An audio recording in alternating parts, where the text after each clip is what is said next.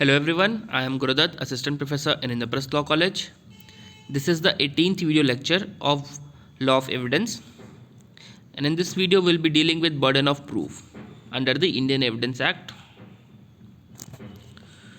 So in short, in simple words, burden of proof can be defined as an obligation to offer evidence that the court or jury could reasonably believe in support of a contention, failing which the case will be lost. तो अगर simple words में कहें तो burden of proof एक obligation है, आपकी एक जिम्मेदारी है कि आप कोर्ट को ऐसा एविडेंस ला के दे कि जो आपका कंटेंशन है वो कोर्ट मान जाए, और अगर आप ऐसा नहीं करते हैं तो आप केस हार जाएंगे. तो यही होता है burden of proof in short, कि आपको अपना एविडेंस लाना है, कोर्ट में रखना है अपनी बात को साबित करने के लिए. अब क्वेश्चन है कि एविडेंस कौन लाएगा, बर्डन ऑफ प्रूफ जो है वो किसके ऊपर होगा, कौन लाएगा एविडेंस, यहाँ पे कॉम्प्लिकेशन आता है. So burden of proof is an obligation on a party to establish such facts in issue और relevant facts in a case to the required degree of certainty in order to prove its case. तो burden of proof किस चीज़ के लिए लाना है हमको, facts in issue और रिलेवेंट फैक्ट के लिए लाना है. अब इस बर्डन ऑफ प्रूफ में बेसिकली दो इंपॉर्टेंट कंसेप्ट हैं जो एक साथ होते हैं. पहला होता है बर्डन ऑफ प्रूफ जिसको ओनस प्रोबेंडी कहते हैं, दूसरा होता है ओनस ऑफ प्रूफ जिसको फैक्टम प्रोबेंडम कहते हैं. तो बर्डन ऑफ प्रूफ तो जो है वो हमेशा कांस्टेंट रहता है, किसी न किसी को तो प्रूव करना पड़ेगा भाई केस, चाहे वो प्रोसिक्यूशन काउंसिल करे या डिफेंस काउंसिल करे. दो पार्टीज होंगी केस में, उसमें किसी एक को तो प्रूव करना ही पड़ेगा burden of proof. Onus of proof है वो पेंडुलम की तरह कभी इधर और कभी उधर होता है.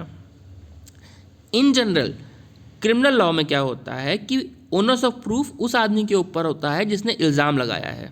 मतलब किसको सबूत लाना है, उसको लाना है जिसने इल्ज़ाम लगाया है. अब मान लीजिए यहाँ पे एक ए है और एक बी है. ए ने बी का मर्डर कर दिया, ऐसा जो है स्टेट गवर्नमेंट कहती है. एक ए है और एक बी है.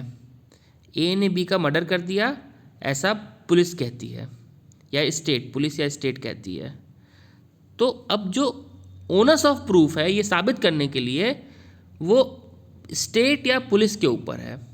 ए को नहीं साबित करना होगा कि मैंने बी का मर्डर नहीं किया है, ए नहीं बोलेगा कि मैंने मर्डर नहीं किया है. ये पुलिस या स्टेट, पुलिस स्टेट मतलब एक ही चीज़ हो गया.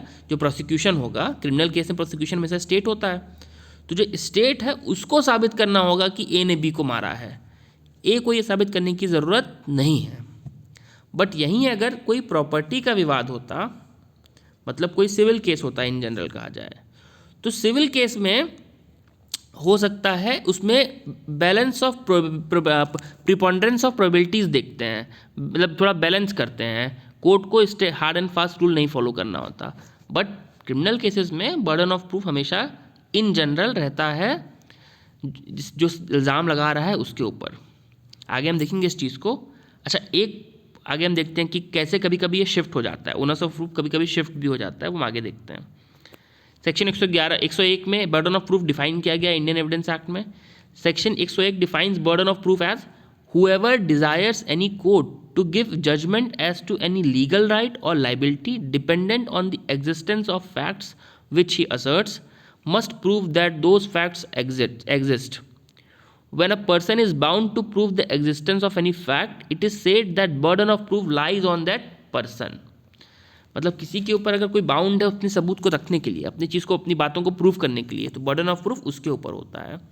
और जो भी कोर्ट को कोई बात मनाना चाहता है उसको उसके फैक्ट्स को रखना पड़ता है, उसके फैक्ट्स को लाना पड़ता है. इलस्ट्रेशन देख लेते हैं एक हम. A desires court to give judgment that B shall be punished for a crime which A says B has committed. A ने कहा कि बी ने भाई साहब ये क्राइम किया है और इसको पनिशमेंट मिलनी चाहिए.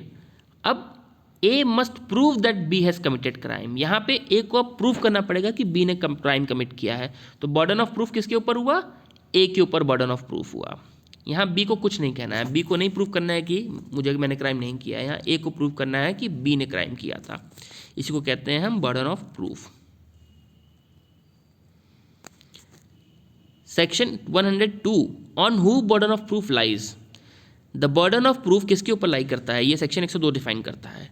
The burden of proof in a suit और proceedings lies lies on the person who would fail if no evidence at all were given on either side. अब burden of proof किसके ऊपर लाई करता है? तो burden of proof उसके ऊपर लाई करता है कि जो केस हार जाएगा अगर दोनों तरफ से एविडेंस नहीं दिया गया तो, या कहीं से भी एविडेंस नहीं दिया गया तो जो भी केस हार सकता है उसकी वजह से उसके ऊपर बर्डन ऑफ प्रूफ लाई करता है. वही अगेन इलस्ट्रेशन देख लेते हैं.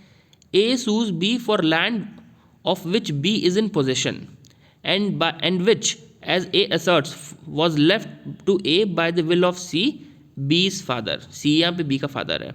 If no evidence were given on either side, B would be entitled to retain his position. Therefore, burden of proof is on A. अब यहाँ पे मान लीजिए कि A B है और एक C है. B जो है वो C का बेटा है. अब A कहता है कि एक पीस ऑफ लैंड है जो B के हाथ में है, B के पोजीशन में है, B के पास में है अभी, लेकिन वो लैंड उसका है क्योंकि B के फादर जो थे वो C, वो उसको विल में दे के गए थे. तो यहाँ पे अगर एविडेंस नहीं रखा गया तो केस कौन हारेगा? केस हारेगा A. इसीलिए बर्डन ऑफ प्रूफ किसके ऊपर है? ए के ऊपर है. फिर से पढ़ लो डिफिनेशन इसको. The burden of proof in a suit और proceeding lies on that person who would fail if no evidence at all were given on either side. A sues B for money due to bond. अब यहाँ पे A B को सू कर रहा है money के लिए, तो इसमें प्रूफ किसको करना पड़ेगा कि बी ने मेरा पैसा लिया था? ए को ही करना पड़ेगा. Section 103 burden of proof as to particular fact. The burden of proof as to any particular fact lies on that person who wishes the court to believe in its existence unless it is provided by any law that the proof of the fact shall lie on any particular person. इसका illustration पढ़ लेते हैं. अब A prosecutes B for theft and wishes the court to believe that B admitted the theft to C. A must prove the admission. B wishes the court to believe that at the time of question he was elsewhere. He must prove it. अब अगर कोई particular fact की बात कर रहे हैं जिसको prove करना है, जैसे कि ए बी में हुआ कि बी ने कहा कि बी ने चोरी की है, और ए ने बी को चोरी का इल्ज़ाम लगाया कि बी ने सी का पैसा चुराया है. अब बी कहता है कि वो तो उस वक्त शहर में था ही नहीं. बी कहा कि उस वक्त तो मैं शहर में था ही नहीं, तो मैं कैसे चोरी कर सकता हूँ. अब ये बात अगर बी क्लेम कर रहा है कि वो शहर में था ही नहीं, ऐसे तो जनरली ए को प्रूव करना पड़ता है कि बी ने चोरी की है, लेकिन बी ने अपनी बात रखी कि मैं शहर में ही नहीं था. तो ये बात जो है ये बी को प्रूव करनी पड़ेगी. अगर कोई एक्सक्यूज़ लेते हैं, कोई पर्टिकुलर फैक्ट है जो सिर्फ आप ही प्रूव कर सकते हैं, तो उसको आप ही को प्रूव करना पड़ेगा. तो यहाँ बी प्रूव करेगा कि मैं शहर में नहीं था. और यहाँ इसको प्ली ऑफ एल्बाई कहते हैं. एल्बाई ये सेक्शन 11 में मेरे ख्याल से दिया है, हमने पहले डिस्कस किया था इसको. प्ली ऑफ एल्बाई आप कहीं प्रूफ करो, ऐसा फैक्ट प्रूफ कर रहे हैं जिससे आप बताना चाह रहे हैं कि आप द प्लेस ऑफ अकरेंस या प्लेस ऑफ इंसिडेंस पे थे ही नहीं, तो उसको प्ली ऑफ एल्बाई कहते हैं. नेक्स्ट सेक्शन देखते हैं. ये थोड़ा सा कटा हुआ है, ठीक है कोई बात नहीं. Section 105 burden of proving that case of accused comes with in exception. अब हमारे पास क्रिमिनल लॉ में कुछ एक्सेप्शन होते हैं, सिविल लॉ में भी कुछ एक्सेप्शन होते हैं. हम जनरली क्रिमिनल लॉ के एक्सेप्शंस देखते हैं. जब भी when a person is accused of an offence, the burden of proving the existence of circumstances bringing the case within the general exceptions in the Indian Penal Code और within any special exception और proviso contained in any other part of the same code और any other law defining the offence is upon him and the court shell presume the absence of such circumstances. अब कुछ चीज़ें होती हैं जो exception में डाली गई हैं. जैसे अगर आप इंडियन पीनल कोड देखेंगे तो इंडियन पीनल कोड में सेक्शन 76 से लेकर सेक्शन 106 तक एक्सेप्शंस दिए हुए हैं. तो वो जनरल चीज़ें नहीं होती हैं, वो एक्सेप्शन होते हैं, वो रेयर केसेस में अप्लाई होते हैं. तो एक्सेप्शंस में जैसे अगर कोई मेंटली अनसाउंड है तो वो क्राइम करेगा तब भी वो एक्सेप्शन में चला जाएगा और क्राइम नहीं माना जाएगा. सिमिलरली कोई अगर किसी बोनाफाइड वे में किसी की जान बचाने के लिए कोई एक्ट किया था तो वो भी एक्सेप्शन में चला जाएगा. अगर राइट टू प्राइवेट डिफेंस में कोई एक्ट किया तो वो भी एक्सेप्शन में चला जाता है. तो अब मान लीजिए ए ने बी पे इल्ज़ाम लगाया कि बी ने मर्डर किया था, ठीक है. ए ने बी पे इल्ज़ाम लगाया कि बी ने मर्डर किया था.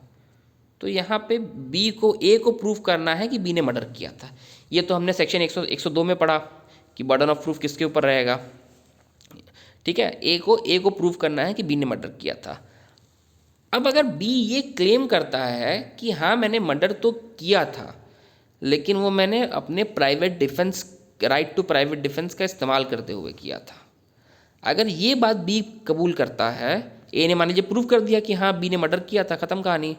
अब बी के पास आ जाएगा कि बी अगर ये क्लेम करता है कि उसने राइट टू प्राइवेट डिफेंस में मर्डर किया था, तो बी अपने एक एक्सेप्शन पावर का इस्तेमाल कर रहा है।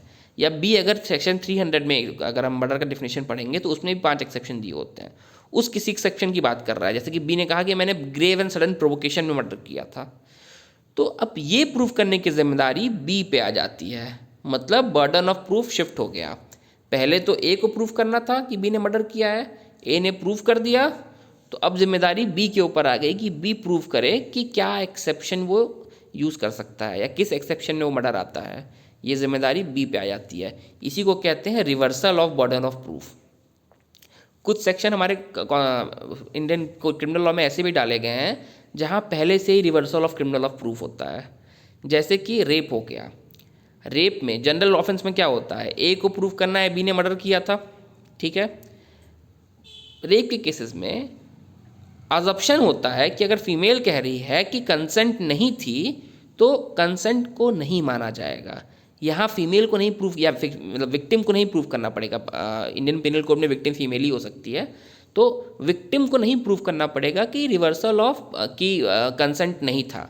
विक्टिम सिर्फ बोलेगी अगर कि कंसेंट नहीं था तो कोर्ट ये मान लेगा कि कंसेंट नहीं था।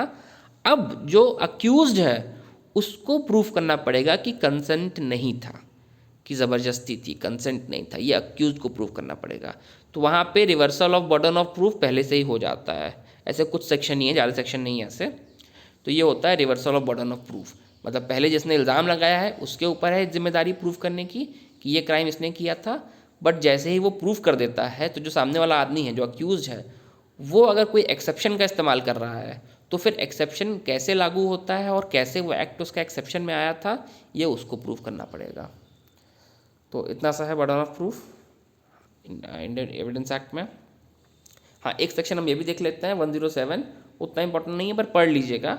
सेक्शन 107 में कहता है कि अगर कोई व्यक्ति 30 साल से नहीं जाना गया है जिसके बारे में, तो उसको अज्यूम कर लिया जाएगा कि उसकी डेथ हो गई है। सेक्शन 108 कहता है कि 7 साल से अगर कोई नहीं सुना है उसके बारे में, कोई उसके बारे में जानकारी नहीं है, तो कोर्ट ये मान लेगा कि उसकी डेथ हो गई है। आप चाहे तो प्रूफ कर सकते हैं कि वो जिंदा है। तो ये 107 108 पर रीडिंग लगा लीजिएगा, उतना इंपॉर्टेंट है नहीं।